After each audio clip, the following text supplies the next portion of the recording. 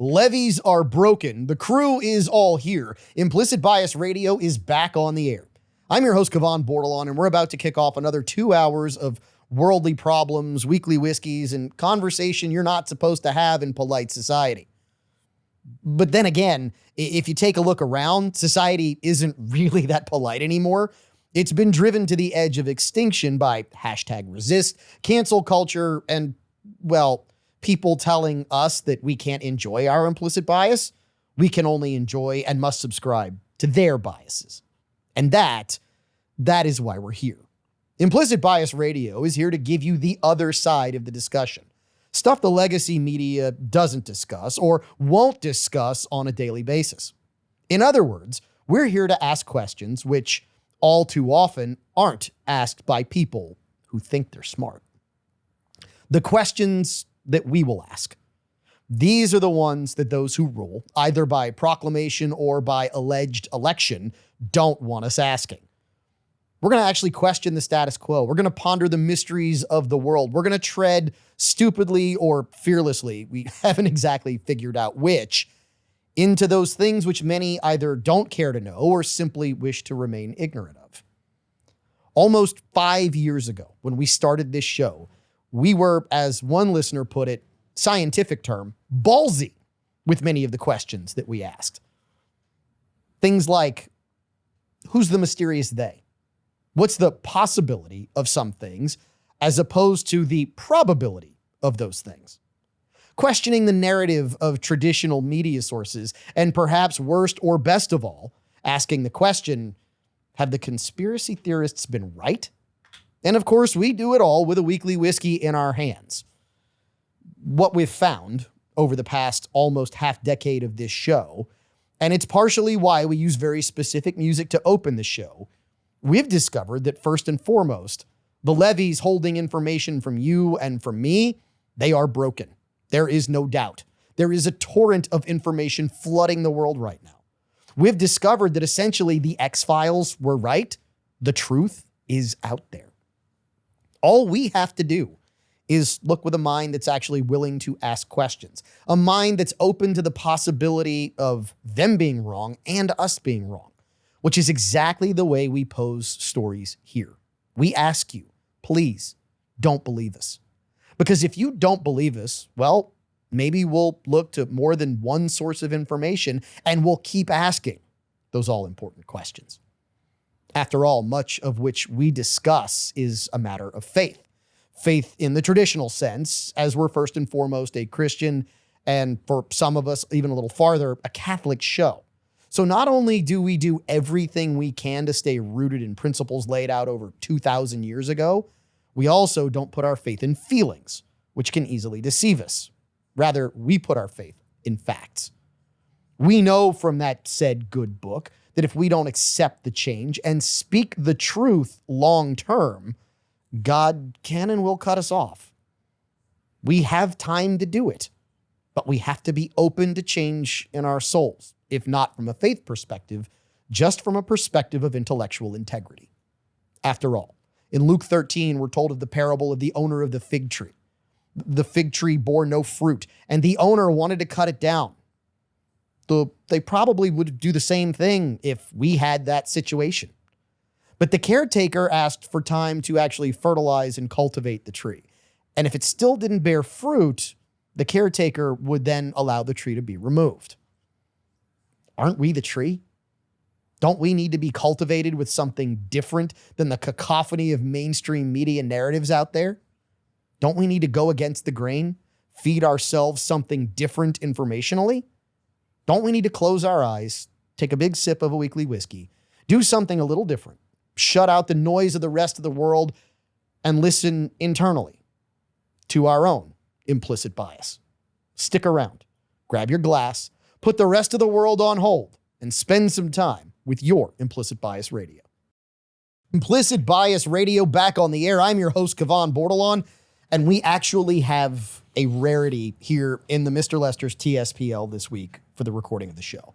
Normally, we are a crew of 4, which means there's me sitting in this chair or somebody else sitting in this chair. There's someone in the chair across from me, normally the Rustic Renegade. Tonight it's Mr. Rene Girard, Louisiana's only certified master tobacconist. And then at the bar, somebody's having to share. Apparently, Grant Galatas was tired of sharing. Grant did not want to share the bar with anyone, which means, oh, I'm concerned. Grant actually has an opportunity to have access to everything at the bar. Grant, how does it feel? Do you feel a little lonely at the bar up there this week? Not really. I'm sharing it with, who's that, Heaven Hill? Oh, yeah, you got the Buzzard Grain to Glass Jones. series up there. Yeah, it is not lonely at all. All I need is a straw, actually. That'd be good. Nice and roomy. Yeah, nice and roomy. And you also have up there the Implicit Bias Infinity bottle, Deep Blue, which as we start to get samples in and we continue to have great tastings at the bar, we have continued to add to Deep Blue. We had a run there where it went from about half full to, I'd say we're at like 7/8 right there, right, Grant? Yeah, it's well on its way. I don't know. You might have to go back through tape. I don't know if you've ever caught me actually taking a little. I don't know. Oh, so what you're telling me is that when I walk out of the room, y'all have been passing it around?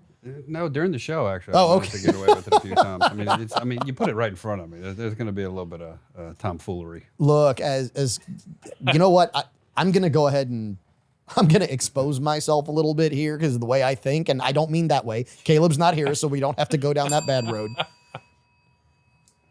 Gents, Mother's Day is coming up. You want to do something really cool? Get your wife a beautiful crystal decanter. Hey, I bought you crystal. It's beautiful. What are we going to put in it? I don't know, but we've got all these bottles of whiskey with just a little bit. We can do something for us in the infinity bottle. That's a good way to sell that. That's the way to position it, right? It's all about how you frame it. Yeah. I'm just saying. It's all about how you frame it.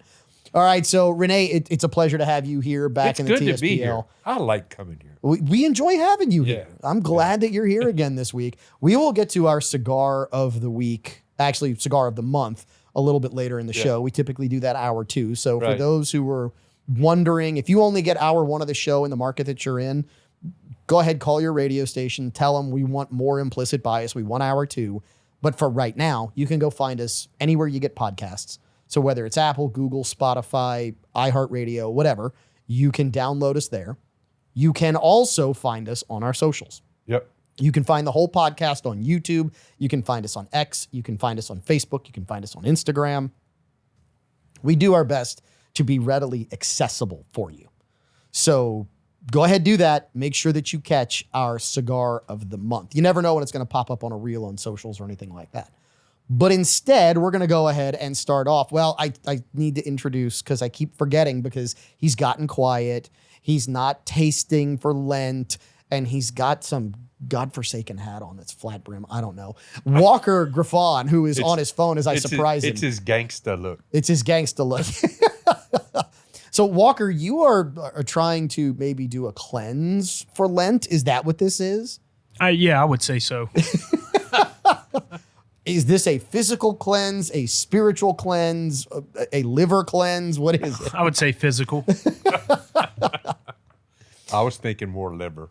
Yeah, I was thinking it was probably his liver too, because I've heard some stories about him, New Year's, Mardi Gras. I think Mardi Gras is kind of what sealed the deal for him here. That just saying. It's a good time to start. It is a good time to start.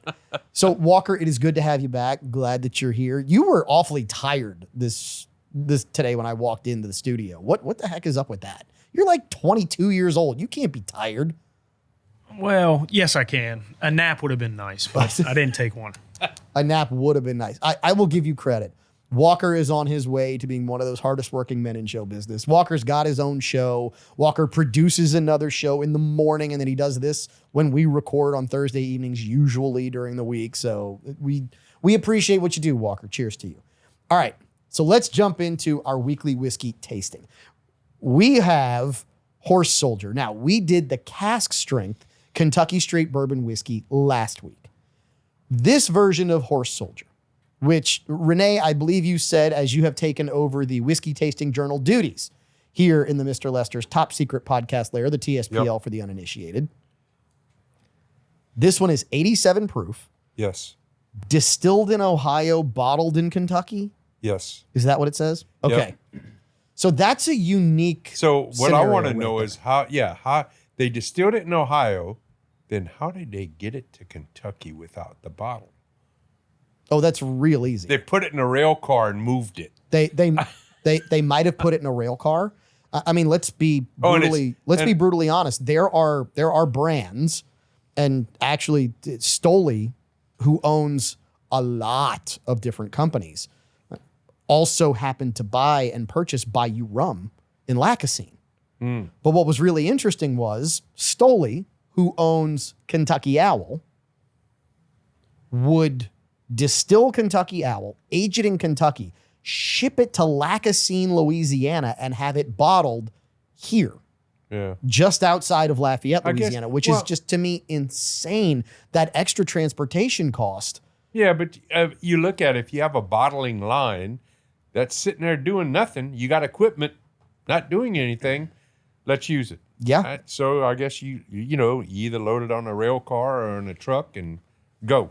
I wonder if that affects the aging process. I mean, because we know from Jefferson's Ocean, they actually put it on a ship and bring it to different climates. And Yeah, but they leave it's those in barrels. Yeah, They leave it in a barrel you think to do that. But Renee, I mean, they could leave it in a barrel and put it on a rail car. I guess. Right. I mean, guess it can be so. done. Yeah. And the I guess. question then becomes, number one, does it pick up any additional flavor notes The agitation in from the barrel. agitation in the barrel? How much did they lose?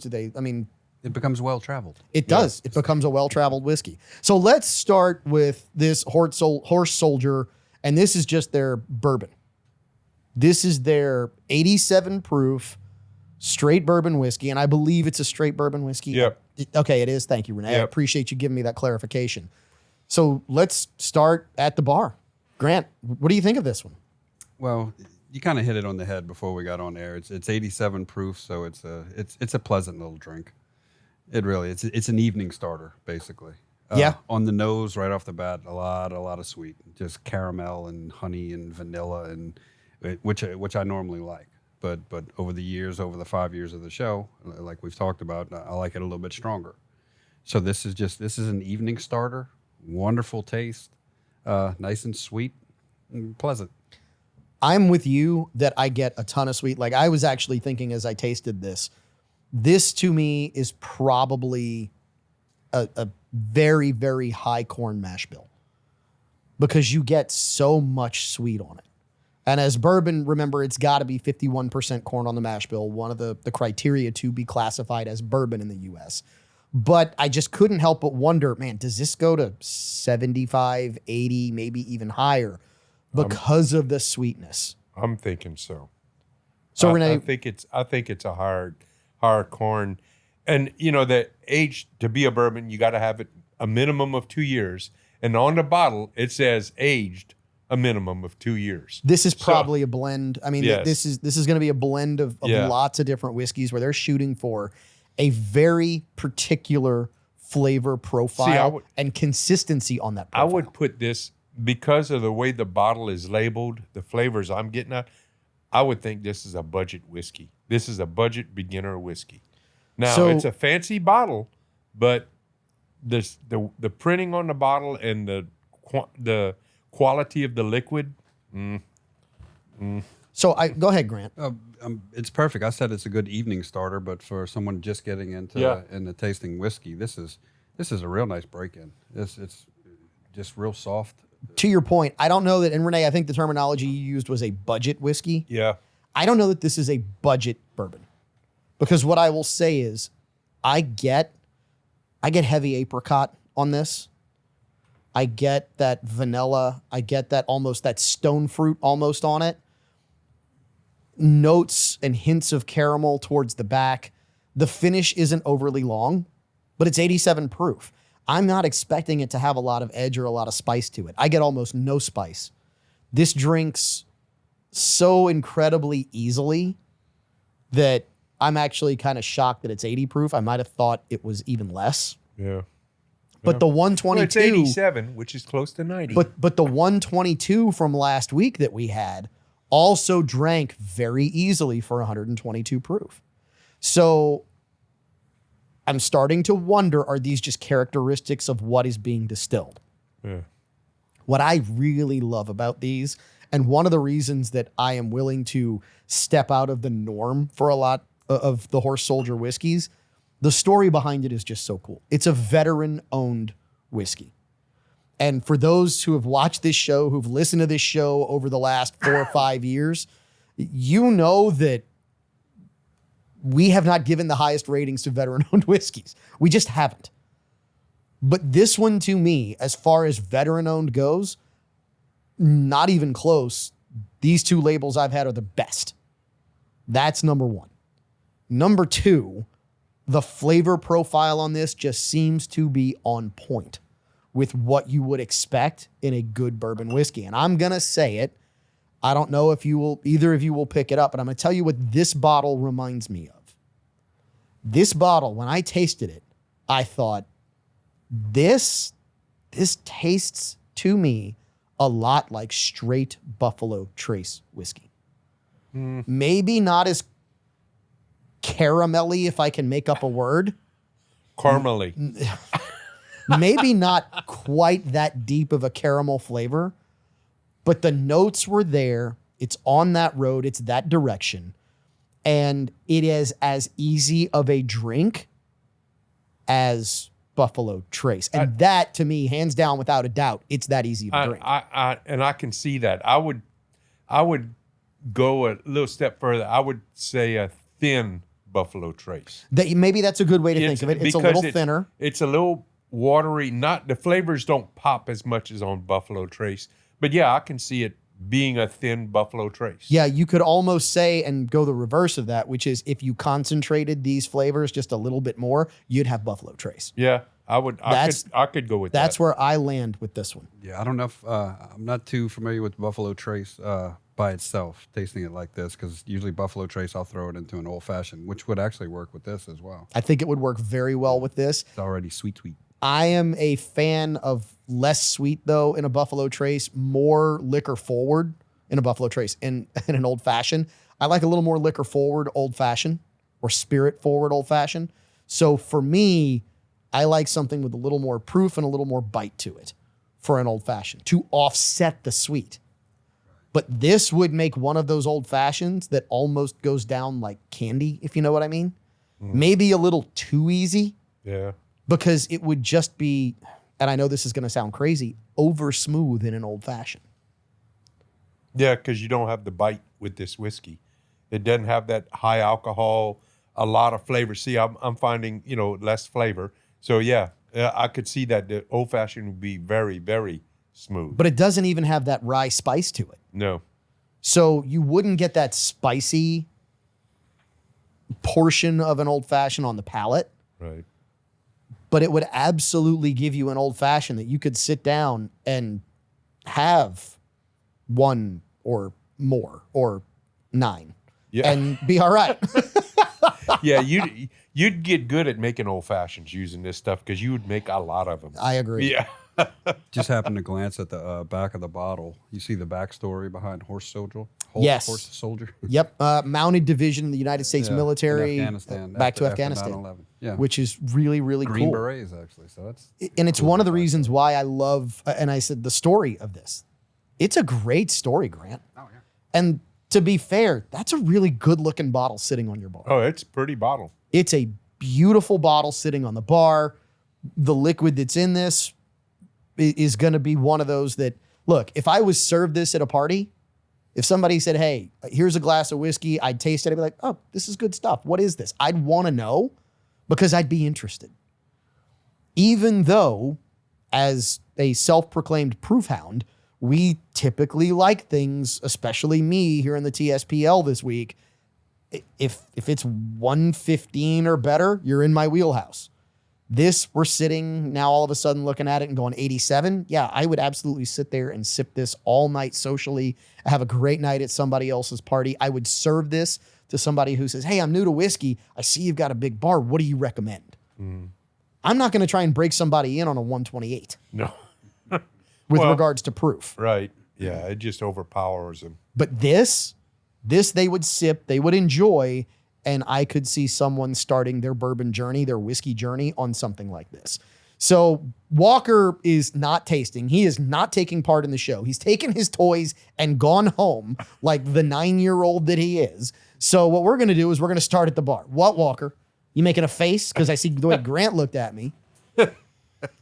Kudos though, Walker. That's a good show of willpower not to do that. Because I gave it up for Lent too, but I lasted 2 weeks. Just kidding. All I gave up for Lent was insulting everyone other than Democrats. So tonight's show should be a challenge. This is definitely a green for me. Okay. The lower proof again, and just its pleasant nature, and it's kind of a beginner's intro, so it lacks the wow factor for sure, but it's got a great flavor profile. Hits all my notes again with caramel, vanilla, and honey, and can't get the apricots out of it like you did, but it's just a wonderful green. For Easy drinker. Right. I agree with you 100%. We doing what would you pay? Or No, we're doing what would you pay as well. Yeah, I was just about to ask. So the what would you pay for the what would you pay championship belt chain? For those who are not accustomed to this, you haven't heard it on the show, here's how this works. We have the what would you pay championship belt chain, which Grant is going to jingle in front of the microphone so people can see on camera and you can listen on the radio. And whoever is closest to the price just gets to wear the belt. So Grant, what would you pay for this Horse Soldier straight bourbon whiskey? Well, like Renee said, minimum of 2 years. We didn't get a good age profile on this thing, and it's lower proof, really good taste. I'm going to say straight at $50. $50. All right, Renee, where do you rate this, and what would you pay? This one, I think I'm going to go a yellow on. Okay. I wouldn't buy it, but I'll drink it. I am. Yeah, you'll have more, else? is my guess. Yeah, somebody You're else? already on your second or third pour. No, second. Okay. But they're short pours. Unlike the original short pour, mine really are short pours. This one, I'm going to put about 55. 55. Okay. I'm going to rate this a green. I would buy this. I would absolutely have this on the bar. Grant, like you and I were discussing, I would make old fashions out of this. I would sip it neat. I would make sure that if guests aren't maybe ready for what, is affectionately called gasoline on the show, where we are approaching hazmat status, 140 proof. Rocket fuel. Rocket fuel. What I call it. Rocket fuel. No, I would serve this to someone who's just isn't quite maybe ready for the rocket fuel. So it's absolutely a green by a 2-3 split. Renee again squirrels. And for the what would you pay championship belt chain, Grant, you get to wear it. This is $40.39 at our weekly whiskey partners here in Lafayette. So you can go ahead, don the what would you pay championship belt chain, and get ready because the problems of the world, I'm going to start humming them around the TSPL here in just a few minutes when we come back right here on Implicit Bias Radio. Walker Griffon, apparently not doing his job, asks if we are ready to bring you more Implicit Bias Radio, and the answer is yes. Walker, are you going to learn one day? I mean, you've been around over a year now, I don't feel like right? cutting y'all off when y'all are talking. Hey, boys got manners. He's got to learn, though, that when he's behind the board, brother, you run the show, right? He was just raised right. He was. He's very polite. He was. Earlier, I'm he aware was this- calling me. I'd ask him something. Yes, sir. No, sir. I said, I know I'm old, but come on, really. No, you're that old, Renee. Oh, man. Yeah, until he has That that just first makes whiskey. me feel old. Once man. he has that first whiskey, it changes up a little bit. And so it should. Everything should change up just a little with a weekly whiskey, which we have Horse Soldier. It is a green here on the show, the Morse Whiskey Rating Code, which I think that's the first time I've never explained it for those who might have missed it. I mean, it's only been 4.5 years we've been doing this. If they don't know it yet, come on. Do you realize how close to 5 years we are for this show? We are getting really, It's really amazing. close. Yeah. So for those who don't know, if you might be new to the show, the Morse Whiskey Rating Code, red, I wouldn't drink it even if it was free. Yellow, I would only drink it if it was free. Green, I would buy it. Blue, I would seek this out. This Horse Soldier straight bourbon whiskey at 87 proof comes in at a green. It's a 2-3 split. Tasty, easy drinker, lots and lots to like. So that being said, you should always have a weekly whiskey in your hand when you are solving the problems of the world. I mean, why not, right? What better way to deal with the idiocy that is 2025 than through a weekly whiskey, which is completely legal, by the way. So, gentlemen, let's dive in and let's start here. Again, every now and then I throw you a curveball, but I know that both of you are up to date on this topic. I don't know that Walker is. We'll let him chime in if he is. But oh my goodness. Signal is an app that is an encrypted text messaging platform from end to end. It is actually authorized for government use. And in the past week, we come to find out, and this is, and I'm going to put this in verbal air imaginary quotes. This is the story. Let me reframe this. This might be a story as opposed to the story. I think that's more appropriate. A story that we have gotten is that a group of very high-ranking U.S. officials were in a Signal group chat. By Signal, I mean on this encrypted end-to-end platform. They didn't set it up. Their staff members set it up. There's like 20 plus people on this chat. And what we know today is the information that was there was nothing classified.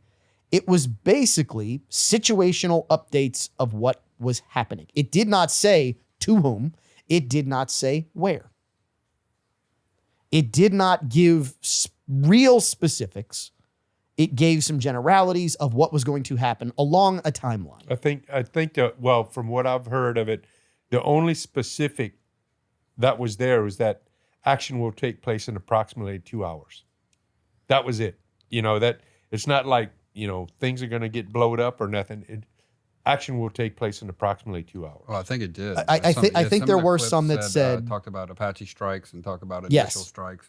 But it also didn't say Apache missile strike or Correct. Apache support ground troops. It said nothing like that. The important thing: no coordinates, no Nope. maps, no details. This was an update, like Hegseth said. Keep going down the list of things that this wasn't, Grant. Correct. Yeah, it's a story. Don't get me wrong. Okay, it's a boo boo.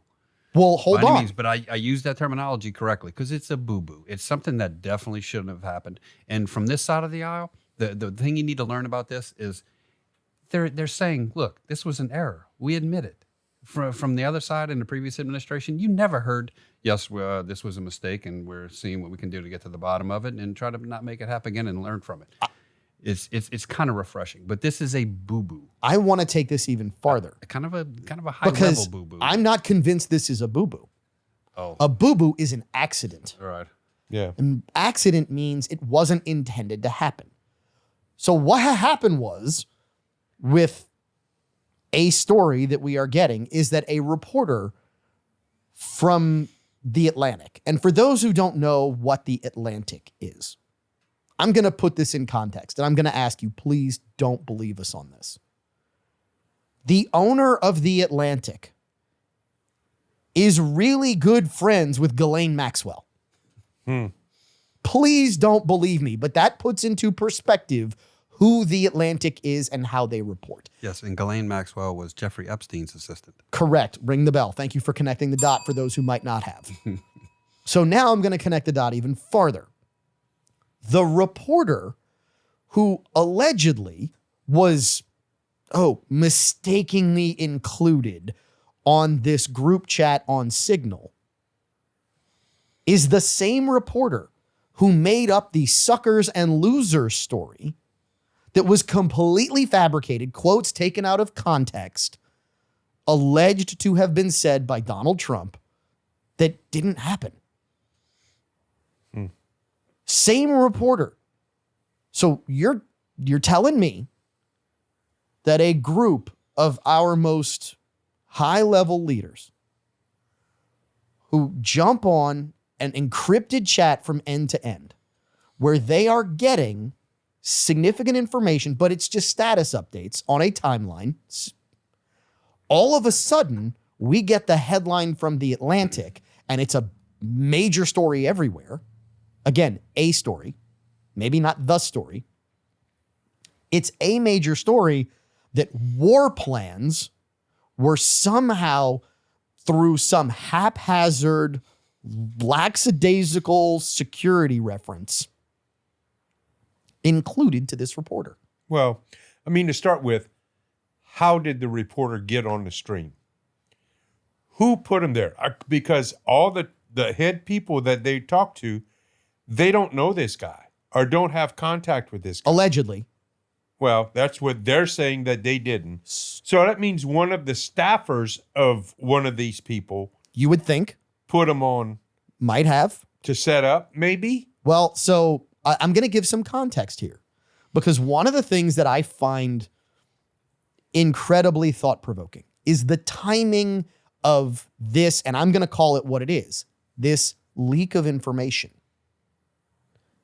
Not 3 days before this story breaks, Pete Hegseth, the Secretary of Defense, came out publicly and said, we have leaks in the Department of Defense. We're going to find them. And all of a sudden, you're telling me that a left-wing creative writer who doubles as a news reporter somehow is mistakenly included? This to me screams of canary trap. This to me screams of, we're going to put the bait out there and see who takes it. And I think they found their canary. I believe, and there's too much here that says that this was the case.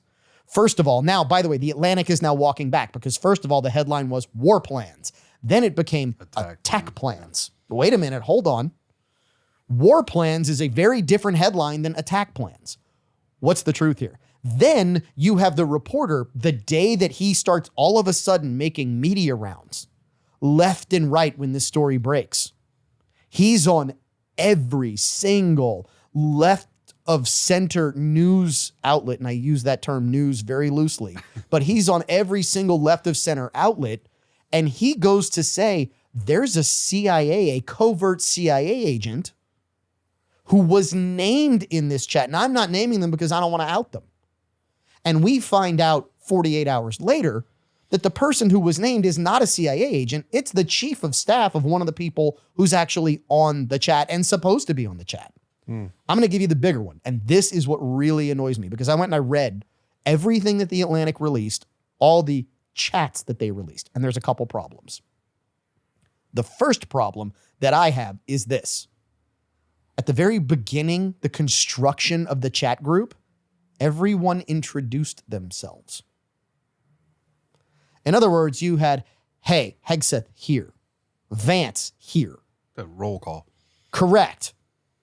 So you're telling me that this reporter, alleged, this fiction writer,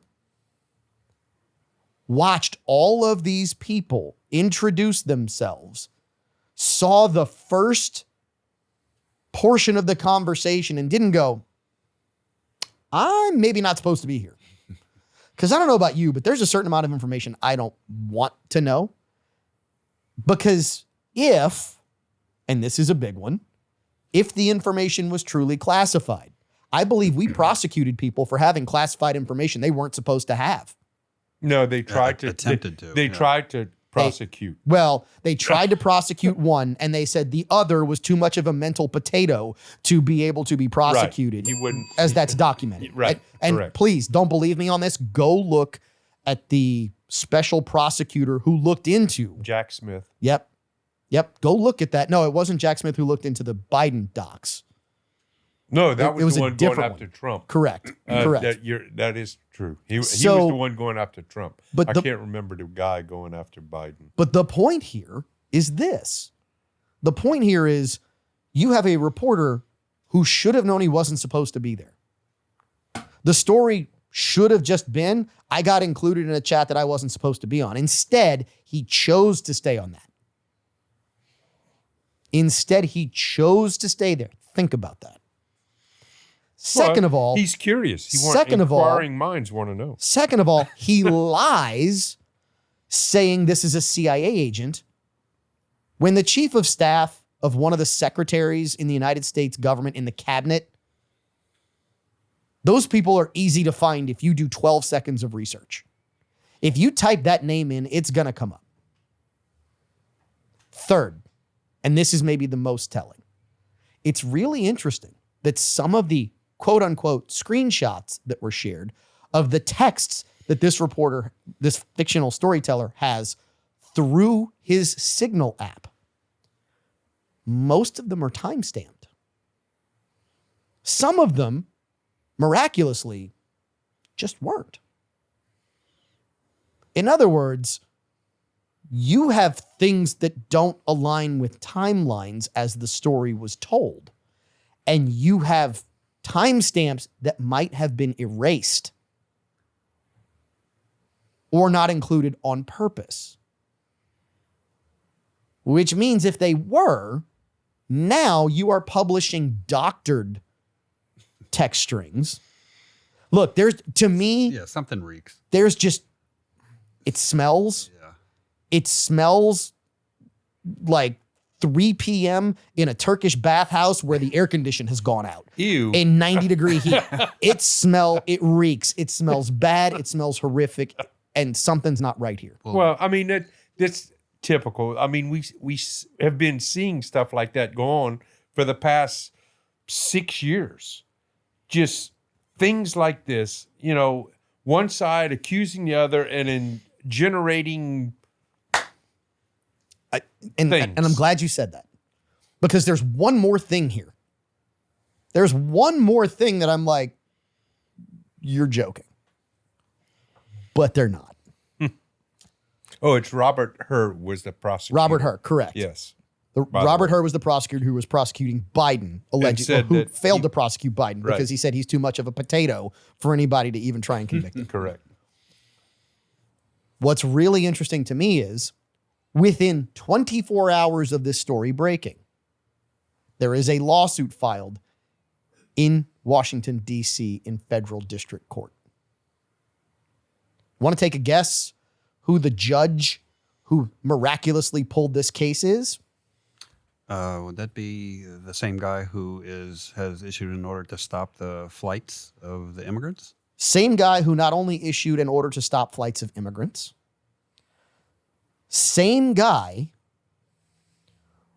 who withheld all of the information and the release of the Hillary Clinton documents until after the 2016 election, when they were ordered to be released before the 2016 election. Yeah. You can talk about possibility versus probability. The probability of all of these stars lining up that quickly and lawsuits ready to go in 24 hours. The government didn't act that quickly. Look, but what bothers me, though, that what you brought up, and I didn't know a couple of days ago, Hegseth had released that they thought they had a leak. Why show your hand that quickly? If they were setting up a trap, I don't like the fact that Hegseth actually brought everybody's attention to the fact that there was something amiss. I actually do. Yeah. Because it tells you just how dumb these people are. We can always rely on that. We can't. sure. You know what else you can always rely on? You can always rely on implicit bias to come back. Again, right after this break, Implicit Bias Radio back on the air. Implicit Bias Radio back on the air. The levees have broken, and yes, we are asking lots and lots and lots of questions about the information that is now out there. I'm your host, Kevon Bordelon. We are coming to you from the Mr. Lester's top secret podcast lair located somewhere in downtown Lafayette, Louisiana. And we're going to talk about what Mr. Lester's is offering for their bourbon and whiskey specials for the rest of this month, which really isn't that long. But we're also going to tell you about some very special things we've got coming up. Before we do, let me introduce you to the crew who's here this week. We have Renee Girard, Louisiana's only certified master tobacconist. Matter of fact, you're one of only, 15 in the world, Renee? Yep, 15. I've actually retired the joke. No, you just got tired of me telling you couldn't identify it. Well, no, I can identify as anything I want, which is the beauty of it, because the reality is y'all don't have to recognize it. Yeah. That's y'all, and y'all never picked it up the whole time that I did that joke, which was a couple of years. Nobody recognized. Well, we just don't have to recognize it because you're making it up just like everybody else do. Anyway, that's a whole nother discussion. At the bar, Grant, you were telling me you really like having the bar all to yourself right here. What? I mean, oh, you were laying across the bar. I was like, what are you doing? I mean, look, I poured 2 glasses for myself. Did you really? No. Oh, that would have been epic. If Or you I had. would be laying on the bar. That would be epic if you had. You might have gotten violent. You might have lost your mind. Maybe you would have done like they're doing to people in Antarctica right now. All of the above. What the heck is going on in Antarctica? Well, that's locked into isolation. I mean, how do they not vet these people before What and see they that do. somebody has? Okay, so hold on. They do. So There's hold on. a psychological profile they got to go through. Let's explain. Renee, why don't you explain what actually happened in Antarctica in the last couple of weeks? South Africans, I think it was Yep. South African. They're on the edge. On the edge of a cliff, and They're on the edge of the world. well, they're in Antarctica, but they're on the edge of the cliff where their compound is, and I mean they're getting ready to go into winter down there because most people don't. We're going to summer. Different they hemisphere. go to winter. Yep. Right. So they flew them in, and before they go, they got to do all these psychological evaluations and profiles and went. And from what the report said, they were there less than a month, and somebody lost his mind. This is the leader of the group. This is the stuff out of horror novels. Yes. And that's the crazy part to me, which is, so you're telling me that we're going to take a group of people. And I don't remember in the article, it was what, 10? Yeah, it's not many people. Yeah, it's 10, 12 people, something like Right. that. But my point is, you're going to take a group of people. We're going to isolate them. right. We're going to cut off. They don't have Well, yeah, zero contact with the because- outside world, but it's not a ton. Because, during wintertime, they can't leave. They can't, nobody can come rescue them, and they can't leave. You can't get to it. It's that harsh of an environment, Right. which is the crazy part to think, because we as humans like to have this hubris that we have mastered the planet until we decide that we're trying to rescue somebody in Antarctica during the winter. And we realize that 200-foot swells, I don't know if they're 200 feet, but 100-foot plus swells down in Antarctica, right, in the Arctic Ocean, where the water is, 40-something degrees? I mean, Oh, no, it's probably colder than that. I'm not talking sea surface temperature. I'm Yeah. talking underneath, and it might Yeah. even be colder than that. But it's I mean, air temperatures get minus 50, minus 60, minus 70. yeah, but the with Arctic gales, Ocean. with gales and All I know is this: you're talking on the shrinkage scale. This is like a 15 on a shrinkage scale. Of you 1 to don't 10. you fall in that water, you ain't surviving. Nope, not even close. Penguins do, but not you. Grant, you were gonna chime in. They have to have some sort of contact, radio contact, because the story wouldn't have surfaced. But a month into this, and like we were saying, they didn't vet these people. If they did, somebody kind of failed their job. But what I'm thinking is, that's a vast expanse out there. Oh, if, yeah. If that person, hey, look, they wandered off. Here's the They saw a penguin, just like Billy Madison. They jumped onto the ice, and we haven't seen them since. And see, Grant, you're taking this a little different because, and I'm gonna make this joke because I love my wife and my wife loves me, and I can make this joke. Literally, I'm like, wait a minute, they have been stuck together for a month. Were they married? I mean, it's like, what happened here? Because I don't know about you guys. I watch these shows where they're like alone and afraid, Yeah. and I'm like, alone? You're gonna leave me alone for 30 days? Whoa! That's all I ask for. It's just everybody else go away. Leave me alone. Look, that's a very good point, because one of my favorite shows is Alone. It's the name of the show, where they take 10 people, they give them a list of supplies, and they set them out into the wilderness. Oh God, I can't remember where they stuck them. It's usually Alaska. But you give it a satellite phone. Yeah. And the last person to tap out wins $500,000. But they give you stuff, your choice, to make a fire, pots, whatever, fishing, bow and arrow. And it's so funny because every person is so different, because I've seen the show where 2 days into this, people, the isolation, just it gets to them. They break down psychologically. Some people are trained for this. I think the record is like 73 days. Yeah, most people. And by this time, most people talk about, I want to be by myself. No. Yeah, do that for 3 days, and you're looking for somebody to talk to.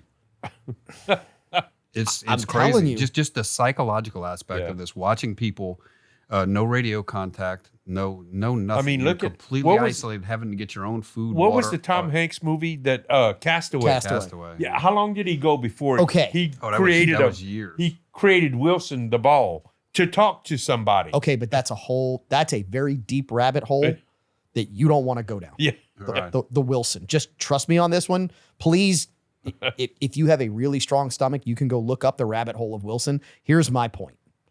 My point is, my favorite time in the world is when I'm at the deer camp. Oh, yeah. The only person that I really like being at the deer camp are the people that I choose to be there with me. Right. If I can go up there and have nobody there, I'd be really, really happy. Yeah, but you're only going up for a couple of days. But here's the differential, and I think this is what people get hung up on. If I'm in isolation and I'm stuck on an island and I don't know if I'm ever going to see anyone again, that is a very different psychological space than going, wait, I get a 30-day vacation, and if I stay here all 30 days, I get $500,000. Yeah. And they're giving me stuff to survive. I'm like, bruh, you're going to be lucky if you see me in 45 or 50 days.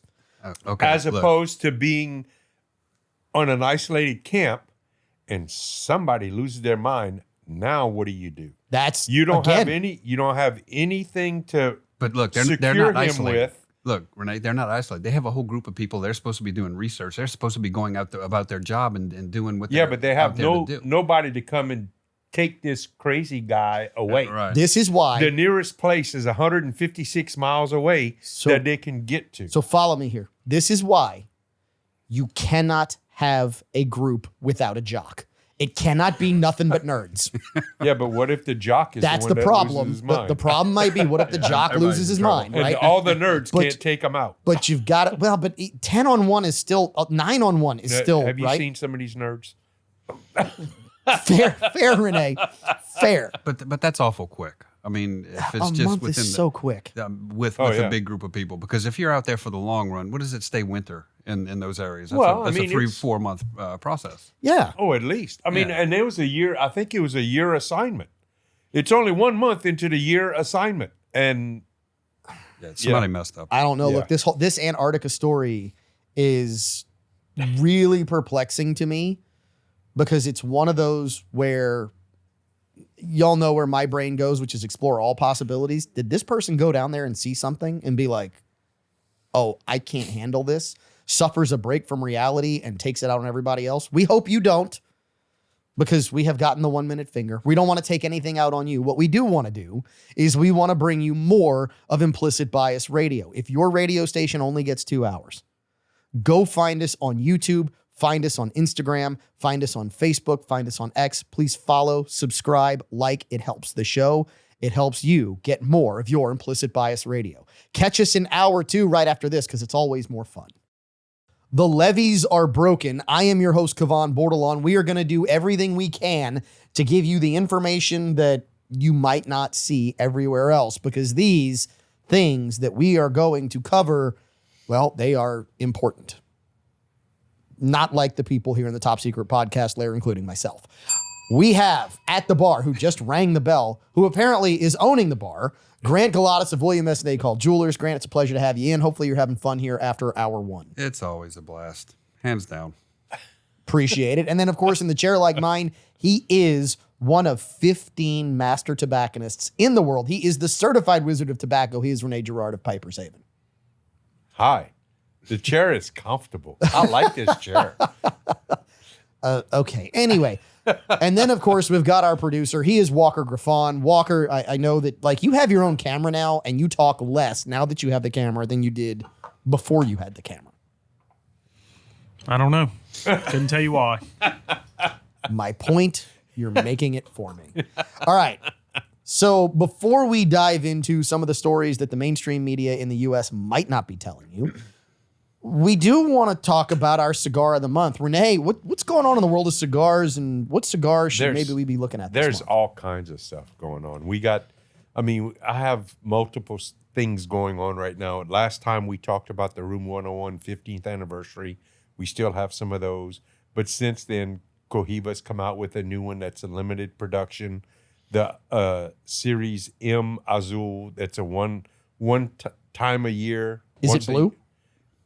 How did you guess? No, is the cigar actually blue? Is my No, question. the band is. And the box is. Okay. But that's why they call it. I was going to say, do they dye it blue? I mean, No. are we talking some methylene blue in the cigar? No. It's the box and the band. But yes, that Cohiba does this once a year. It's called the M series, and then every year it's a different blend. Those just came out, and we had 2 boxes. I got less than a box, but I got 3 more coming, and that's it, done. Is that the trend in the cigar world right now, which is they're doing limited runs to keep people coming back for different flavors? It seems like more and more factories are starting to do that. They'll do a limited thing. Sometimes they'll do 2 limited releases a year. They'll do one in the spring, one in the fall, and it's a one and done. That's it. Because they might only have so much tobacco. You know, it's a limited amount of tobacco, so they'll come up with a blend. They'll make X number of cigars, and that's it. No more. We can't duplicate that tobacco, so it's done. It's interesting because I think there's a strong correlation to the whiskey world there. Yeah. I think what you're starting to see, and it started, in my opinion, it started with soft drinks. It started with the Coca-Colas of the world. Oh, yeah, the flavored, yeah. The very first Limited one, release. The Yeah. very first one that I remember was, what was it, Tropical Sprite or something like that, Yeah. where they came out and it kind of tasted like Skittles dissolved in a soft drink, and Lord knows what was in it. And they did one run of it, and then that's it. They did it for a certain amount of time, and then Right. it disappeared. Right. And I have to wonder if, because they're not going to grow organically at the rate they used to grow. Same thing's happening in whiskey right now. Right. The Yeah. whiskey market in the US is not going gangbusters like it was 2-3 years ago. No. Well, Specifically bourbon. 2 or 3 years ago, we were all stuck at home. All we could do was smoke cigars and drink whiskey because we couldn't go anywhere. You couldn't eat out. You couldn't go to work. A lot of people were working from home, and all of a sudden, mysteriously, the video on their Zoom didn't work anymore. Yeah. Because they were sitting there smoking cigars, drinking whiskey while they were working. So, Oh, Renee, let me ask an uninformed question. And could environmental factors affect the crop? Oh, yeah, definitely. Okay, Definitely. so you don't have to worry about that with the whiskey, but yeah, if you have Well, no. limited You runs still on got cigars. no with a whiskey. You still got to worry about that because the ingredients they make that whiskey out of is an agricultural crop. But then also, once you distill it, you put it in that barrel. There's temperature, humidity, all kinds of things that can affect that whiskey. Yeah, A but those fire. ingredients for whiskey, I would think, be a little more abundant than something specifically grown. Like No, because a lot of these whiskeys, they still use certain varieties of corn or grains. It's just like in tobaccos. They hybridize a lot of the tobaccos they use, and that varies. And, you get a mold infestation or some type of fungus, or even in the aging process, they lose tobaccos. And I'm sure whiskey goes through the same thing. Grant, what you are seeing with whiskey right now is actually really interesting because the whiskey market, when you think about where we were a couple of years ago, Yeah. It was getting depleted. well, not only was it depleted, whiskey was really, really big. Bourbon was hot and popular. So you had a lot of things that were allocated and stuff being held back. So what did they do 2019? 2018? They started producing more and more and more and distilling more and more and more and throwing it into barrels. They were building additional rick houses to store it, to age it, building all this stuff. So let's do some math. Now there's a glut. We're in 2025, 6 years from 2019, Yeah. which means that sweet spot that we talk about on bourbon, we really like an 8, a 10-year, a 12-year bourbon. We're not far from that. But if you produce a rye where 6 years is really that sweet spot, now all of a sudden you're starting to see all of that supply that was created Come on the market. come to market.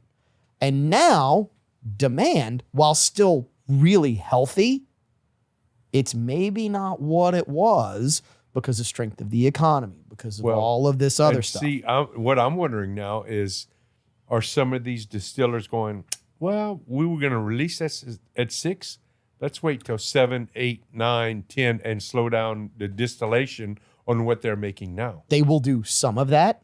Some of the other side of what they'll do is they'll keep distilling now and they'll say, we're going to hold on to this so that we can release it as a 12-year instead of a 8-year bourbon. Right.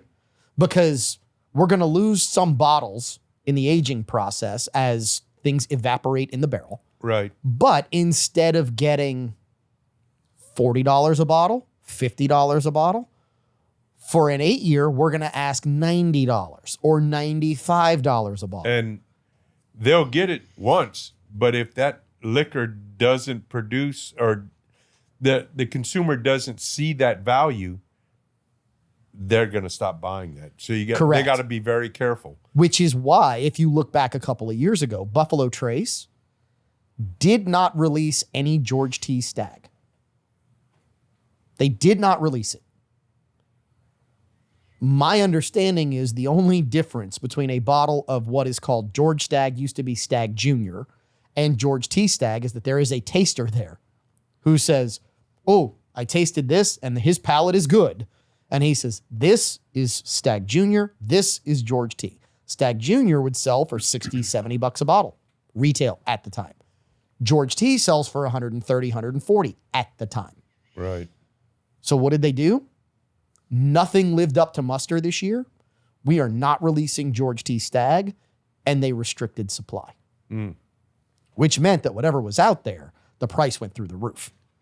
So that continued release of unique releases is, to me, just where any type of consumable industry has to go at a certain point, because growth of new drinkers, it's not there. Growth of new smokers, maybe isn't there. But getting this people who do smoke to buy 3 or 4 extra cigars a year, getting the people who do drink whiskey to buy 4 or 5 extra bottles a year. And we have seen that with the limited run cigars.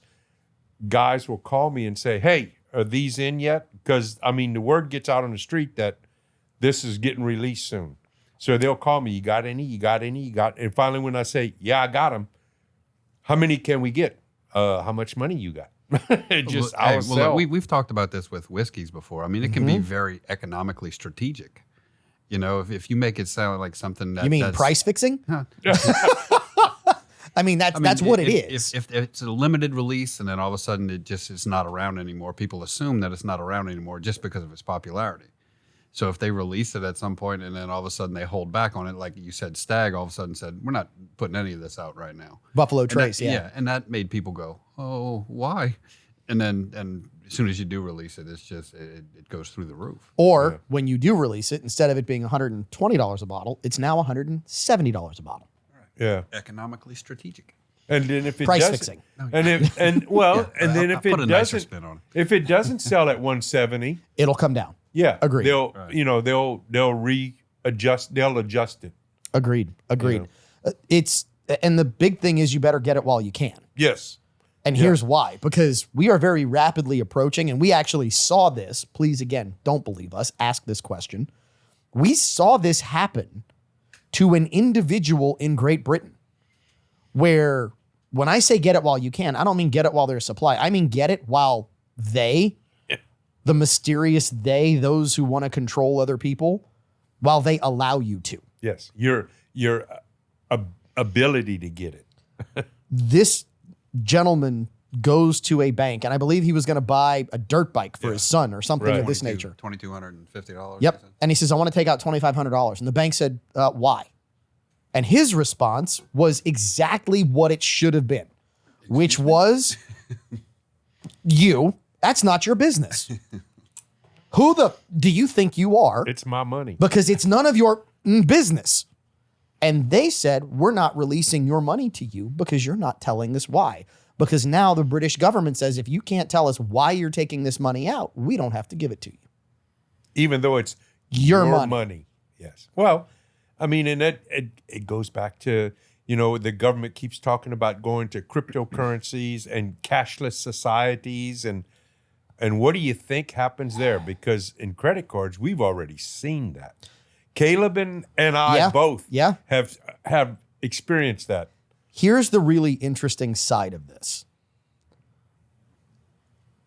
and I'd love to get into this crypto discussion. I've actually reached out to a couple of people who know much more about crypto than I ever will. They've forgotten more about crypto than I'll ever know, much like you know more about tobacco and cigars than I'll ever know. You've forgotten more than I'll ever know. Grant, you and jewelry, you're the same way. I'm looking for somebody, and I've got a couple people who are on the radar to talk about crypto in this way. But this is the one thing that I have noticed over time. One of the policies that came out in the last 70 days, which, by the way, if you go back roughly 70 days, it puts you somewhere around January 20th, was we will not have a CBDC, a central bank digital currency. In other words, by executive order, it has been told here in the United States that the Federal Reserve Bank, privately owned, we don't own it, it's not part of our government, the Federal Reserve Bank will not be allowed to produce its own digital currency. I believe we will see, I don't know, a cashless society. I think we'll always have some cash. I would hope so. But I do believe that we will see a blockchain society. Blockchain is what is being implemented now in cryptocurrencies. So for example, there are blockchains that are very difficult to decipher who is doing what. In other words, you don't have transparency on it, i.e. Bitcoin. So what's being bought and paid for with Bitcoin? Drugs, guns, people. That's where Bitcoin is being heavily used as a transactional medium, which is what money is supposed to be. Right? A blockchain technology consists of layer upon layer upon layer of encryption that is also publicly seen and transparent.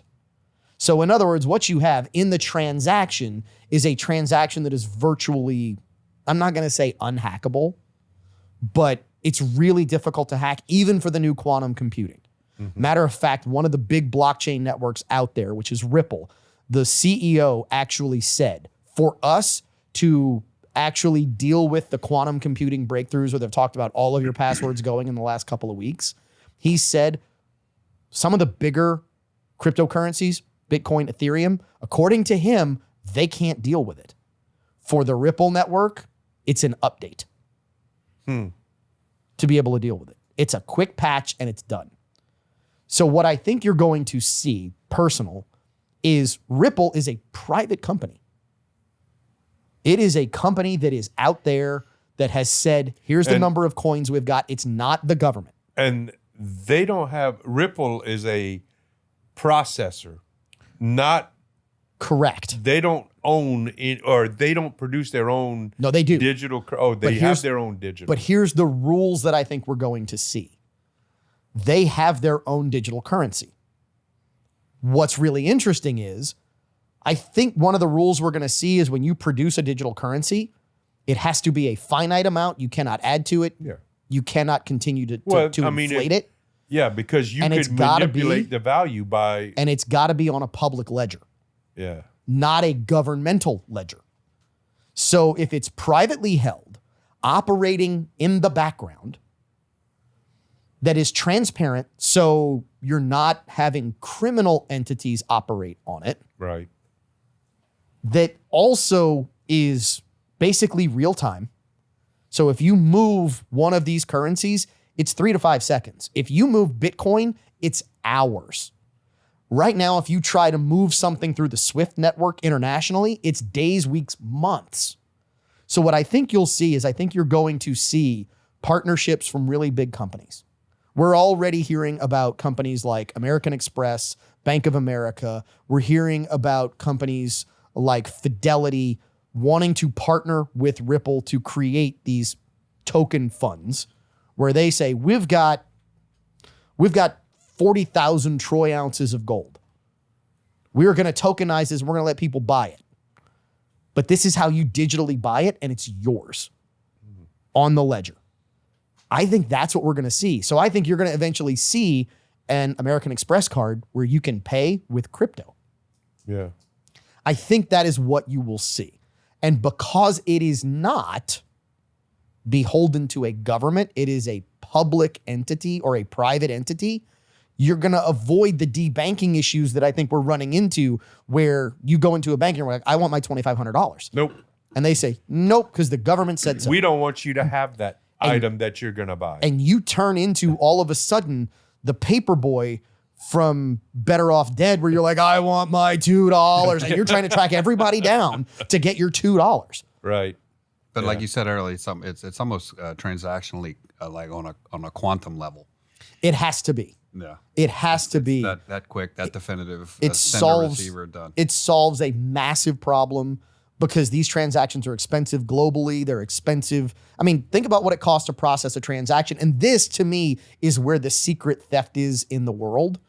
And Walker, I know you gave me the finger. We're going to go a little long here. But this is where the real secret theft is. If you don't own a business, what you don't know is that if you pay with a debit card, one of the reasons that your bank charges you to have a checking account is because there are fees on the back end that you never see that go from one bank to another, from a processor to another.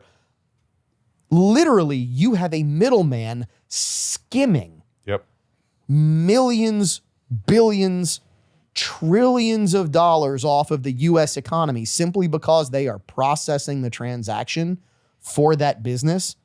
And by the way, if you live in Louisiana, you now see it, because it used to be that as a business, you couldn't charge that to your customers. Right. Now you are seeing businesses where the business owner has taken the money and basically had to say, well, guess what? In order for me to stop my prices from going up, I'm going to charge you for the transaction fee. So now there's a credit card fee versus a cash fee. Well, and that's a little bit different too, because a lot of if you use, for example, a Visa card, there's different rate. And there's a middleman that does all the transaction. Visa doesn't do anything. They charge, and then the middleman charges. But with the fee that you're talking about, most of the credit card processors now, they go to the merchant and says, you don't get charged any processing fees anymore. That 4% that's on the bottom of your deal, the processor's getting all of that. Yep. But most business owners are going, yeah, it doesn't cost me anything. And I get to put 4% more in my pocket. Well, because you start jacking that up. Actually, no, because most times, I mean, I don't pay nearly that amount, and that's why I refuse to do that. I don't charge anything. I wouldn't advertise that, Renee. Well, I'm just saying. Well, that's why I'm not saying what percentage it is, but that's why I refuse to go that route. I'll get calls all the time from processors going, we can fix it to where you pay zero. I said, yeah, and you're going to charge my customer 4% and keep the money. And I got to listen to them complain because there's an extra 4%. Good for you for not letting them do that to your customer and letting the greed take over. That's just the cost of doing business. Cheers. We'll be back. Hour 2 of Implicit Bias Radio continues. Walker Griffon is 23 years old, so it would not surprise me if Walker, you sent your DNA into 23andMe, didn't you? Oh, yikes! I know you did. I know you sent I know you just randomly sent a blood sample to a private organization and gave them possession of your genetic DNA material for perpetuity. You can't see him, but he's laughing. Yeah, they have it all. They have it all. Yes. You know what? We are Implicit Bias Radio, and yes, we have it all here in the Mr. Lester's Top Secret podcast lair. As I was wondering what that was in the background, I don't know if you can hear the sirens going by the TSPL located somewhere in Lafayette, Louisiana. It's Ohio players. Yeah. Okay. So that is Renee Girard, Louisiana's only certified master tobacconist, one of only 15 in the world. Grant Galatas of William S. Nacol Jewelers owns the bar tonight. Yeah, double fisting it. And I'm your host, Kavan Bordelon. We wish the Rustic Renegade the best as he is out this week running some security for some very special stuff. So we're really happy he got a chance to do that. 23andMe is the story that we have to touch on because I found it really, really interesting. We actually ran this story on the show when right after the 2024 election, like the entire board of 23andMe, I mean, turned into Kaiser Soze. It was like, you heard about them, but you never saw them anymore. They all vacated. They all resigned, which was the big thing. It's not like they just all were fired or they ran into issues. They all resigned. So now here we are, 5 months later? And all of a sudden, 23andMe is bankrupt and looking to sell you. Yeah. All those records, all those DNA records, everything. Yeah, what's going to happen to that? They got approval from a judge.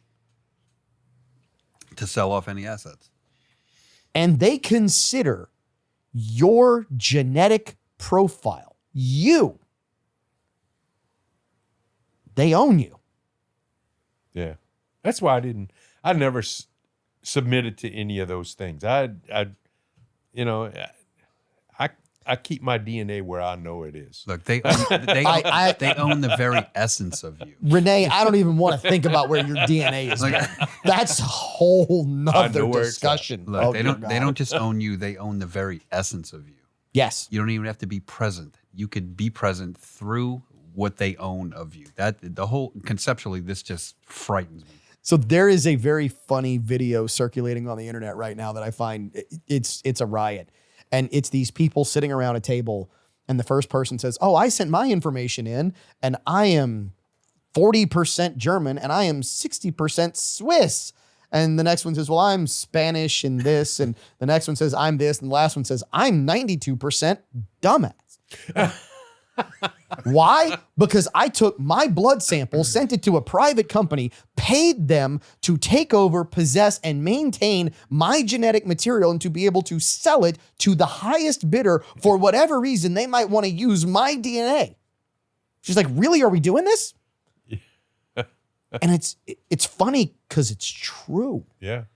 Who thought this was a bright idea to be like, "Oh, I'm just going to take literally the one thing that they should not be able to take away from you, put it in a private catalog." Yeah, but they'll tell you what percentage of what nationality you are and where you came from and all that other stuff. But, I believe information you got to find out for yourself. Well, Yeah. not just that. I also believe there's a saying for that, right? About, your genetic nationality and all that. And I believe it's who gives a exactly. You are what you are. You are what you are. And think about it this way. It took advantage of, and if you did it just because you were curious, I don't mean this to be offensive. They took advantage of the dumbest of the dumb. Well, And here's why. They took advantage of those who had no identity. right. They Yeah. don't have their own personal identity, so they have to rely upon everybody else who came before them. It's the basics of identity politics. It's the basis of my individual identity is not made up by some person who left France or was in France somewhere around Normandy circa 14 something, because we looked this up. Well, that and I've read stories about people have found relatives they didn't know existed. They've found criminals. Well, yeah. That's But the that aspect too. I love. That's fascinating because they track down a couple of serial killers in Los Angeles or in California somewhere based on the genealogy of everyone in a certain area. And they filter it down. I don't know how it works, but I find that utterly fascinating. They had one serial killer that got away with it for decades.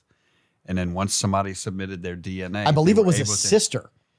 I believe it was like a sister or Right. something. And what they did was they That looked they at had the submitted their Correct. DNA to the sister submitted the DNA Right. for markers, and it popped because they ran it against the database, and they said, "Wait a minute, this person shares familial DNA Correct. with a suspect that we have been looking for in like 9 murders." Yeah, well, that's one good thing from that. It is. that it really changed the face of criminology.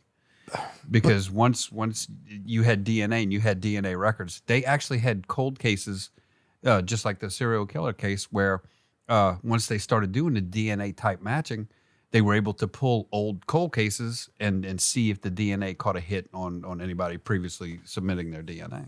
But That's one benefit from this thing. That you can catch and this is what bothers me, because I do agree with you. I think that's a great thing.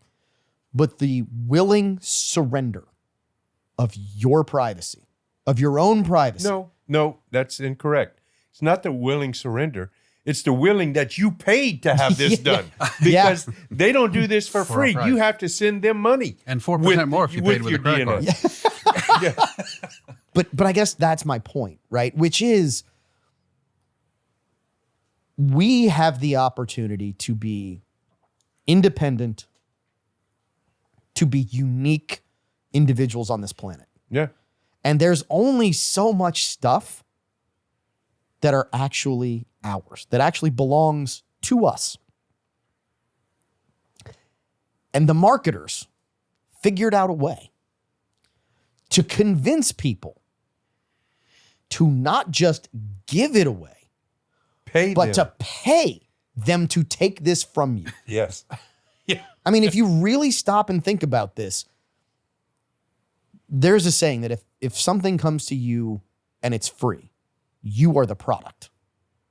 And social media has shown this, because they keep a file on you. They give you games for free. They give you apps for free. They give you Facebook. They give you Instagram. They give you all this stuff for free. Selling all that. And they're taking every bit of information about you. Yep. They are creating a digital DNA file and selling it. So you are now paying for your physical DNA. So now the question is there a database on the back where they're trying to match your physical and your digital and merge it into one? Well, my question is, why are they going bankrupt then? They have all this information that we paid, or I didn't, but somebody paid them. I think I'm going to sneeze. USAID. Sorry. Don't convince me that the whole thing, I mean, I know people will say you're a conspiracy theorist. We've been right on a lot more stuff than you want. It's not a theory anymore. We've proven it's not a theory. My point is, I have to wonder if there weren't governmental subsidies in order to do this, in order to convince you to sell off your DNA. They run a lot of ads on various media outlets, and that's how people would send all their stuff in $99 or whatever. Is that what it cost? At one point it was $99. Then they would run sales for like $39.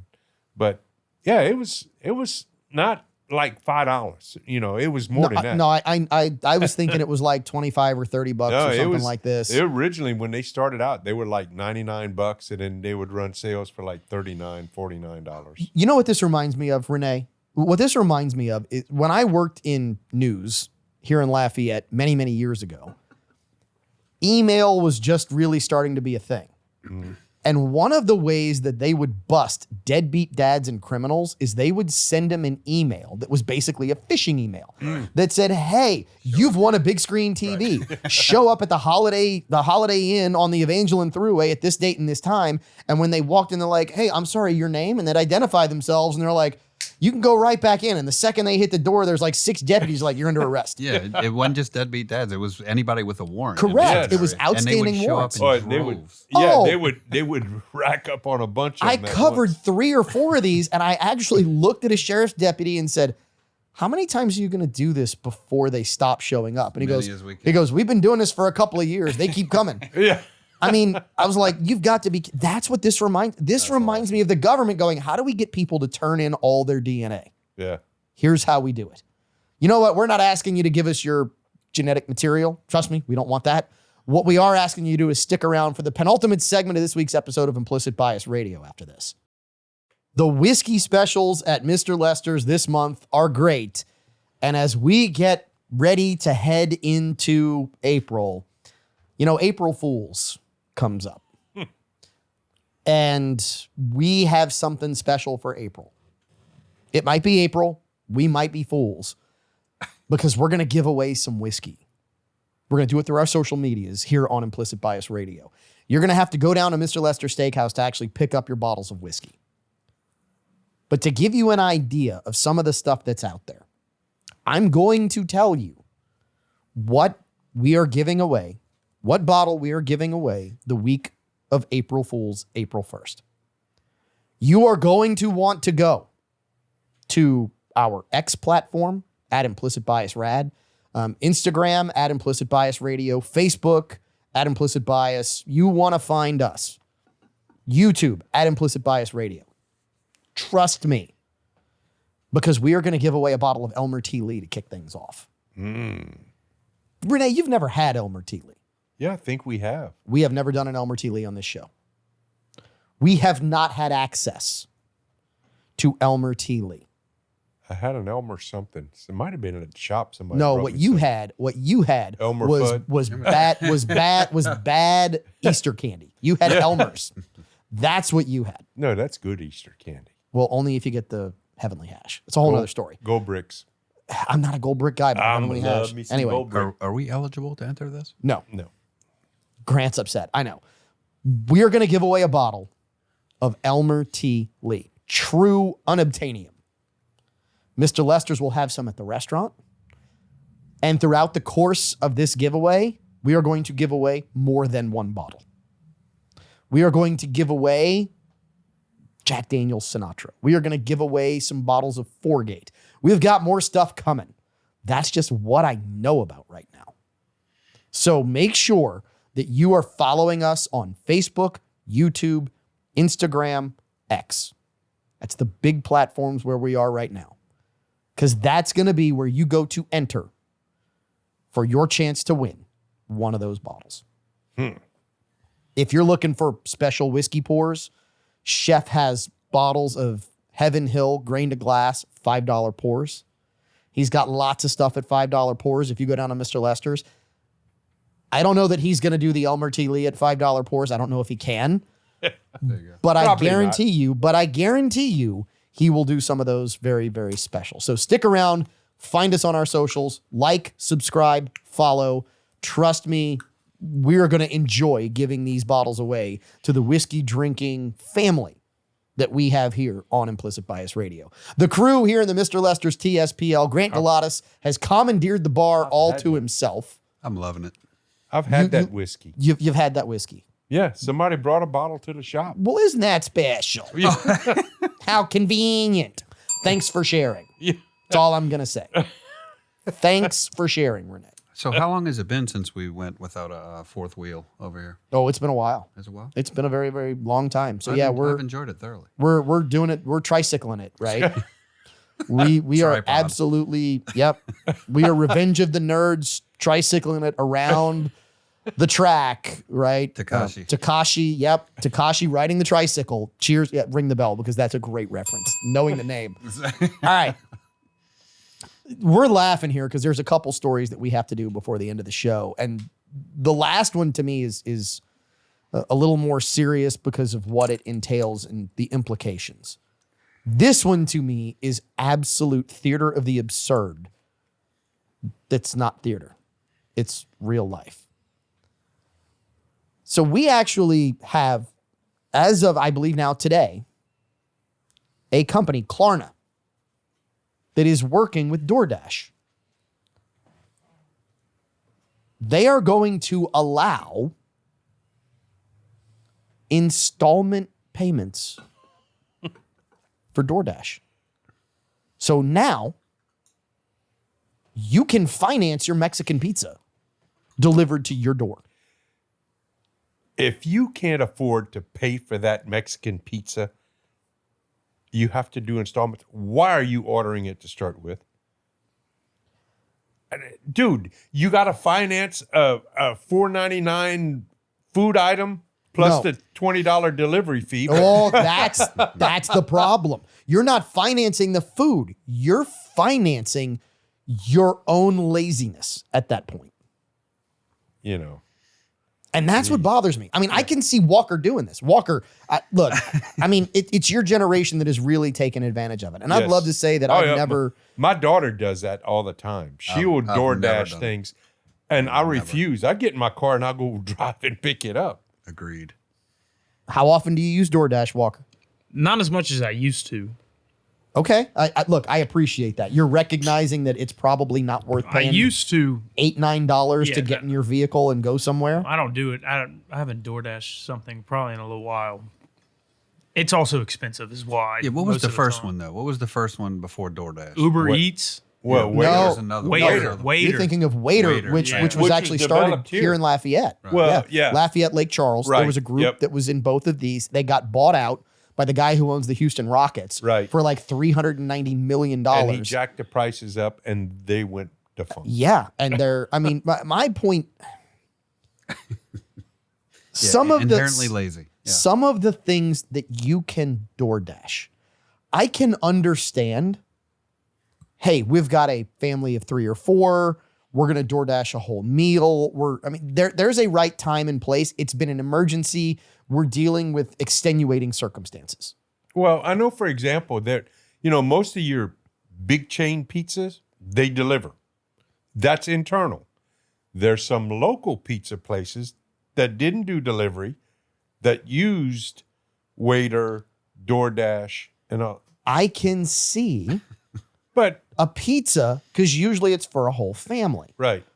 Where I get bent out of shape is when your rear end is so baked that you have macrameed your to the sofa and you're like, oh, bro, I got to have that slice of cookie.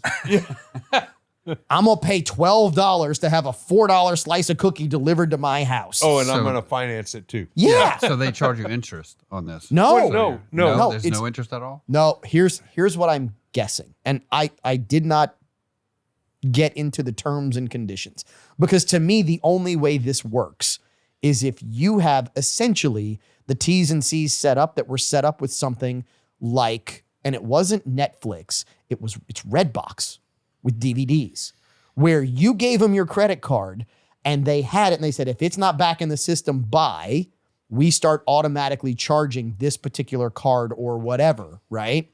That's my guess, is that you are automatically on the hook and you have something that passes a quick credit check or something like that. And that's how they're going to do it. We've got 1 minute left. I want to talk about the really biggest story I believe that we are maybe ignoring right now in the mainstream media in our final segment when we come back on Implicit Bias Radio.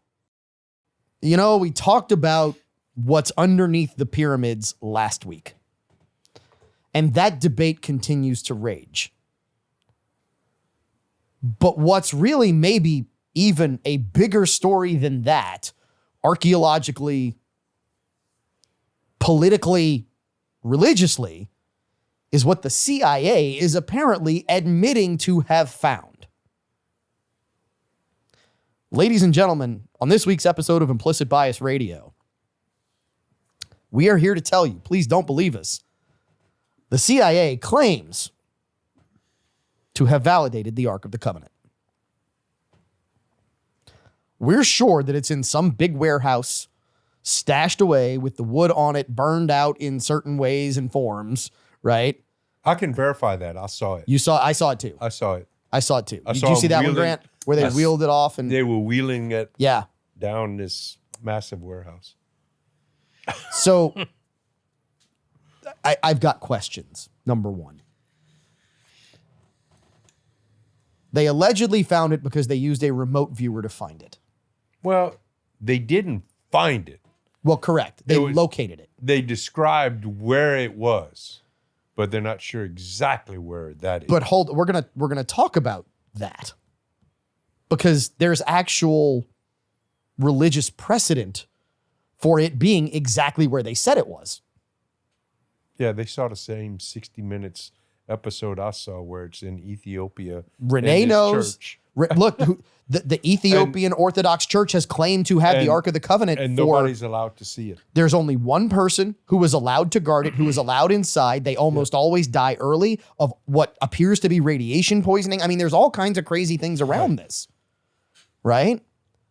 But the CIA, here's where I start. So first of all, if you think, oh, the CIA remote viewing, that's a load of garbage. I'm going to reference you to the potentially second worst president we've ever had, which is Jimmy Carter. Because Jimmy Carter admitted publicly that the U.S. government used remote viewers to find a crashed airplane. They gave him the description of the plane, where it was headed, all this stuff. The remote viewer gave him the coordinates. They put satellites over it, said, oh, we don't see it. The remote viewer said, go back, it's there.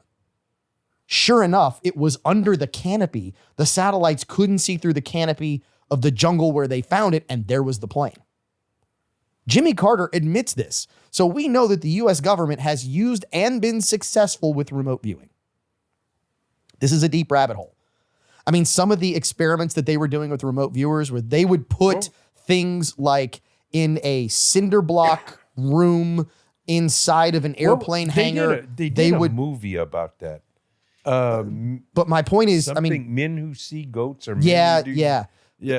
But my point is, they literally would put things like a baby's crib in a cinder block room in an airplane hangar halfway across the world. They'd give people coordinates, and people were drawing what's there. Yeah. I mean, it's crazy stuff. So the remote viewing is one thing. The second part of this is, to your point, Renee, there is long historical precedent for the Ethiopian Orthodox Catholic Church saying we have the Ark of the Covenant. Yeah. And by the way, where they keep it is underground. Right. Because it is in a church that literally is carved down into the rock. Last part, what does this signify? And I just want gut reaction from people here in the Mr. Lester's TSPL. What does this do to religion if this is validated? I think it validates a lot of things in the religion, because supposedly the 10 Commandments are in Correct. the Ark. You know, and the way the article described it, it's just like what we saw in Indiana Jones. So it's real. Well, hold on. Hold on. I mean, the Ark of the Covenant.